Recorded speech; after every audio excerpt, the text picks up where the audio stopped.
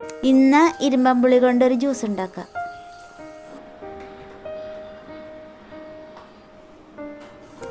ഞാൻ എടുത്തിരിക്കുന്നത് 2 ഇരുമ്പമ്പുളി, 1 പച്ചമുളക്, ചെറിയ കഷ്ണം ഇഞ്ചി, 2 സ്പൂൺ പഞ്ചസാര, 1 നുള്ളു.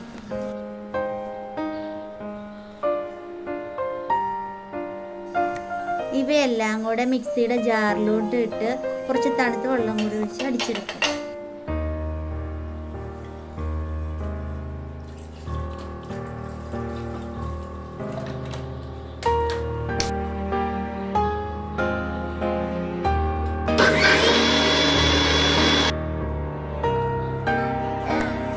അടിച്ചെടുത്ത ജ്യൂസ് പാത്രത്തിലോട്ട് അരിച്ചെടുക്കുക.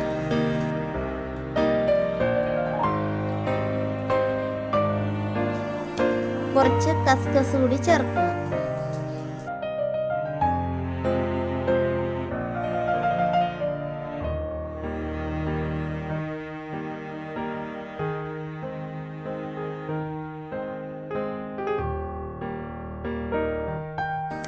അങ്ങനെ നമ്മുടെ ഇരുമ്പമ്പുളി ജ്യൂസ് റെഡിയായി.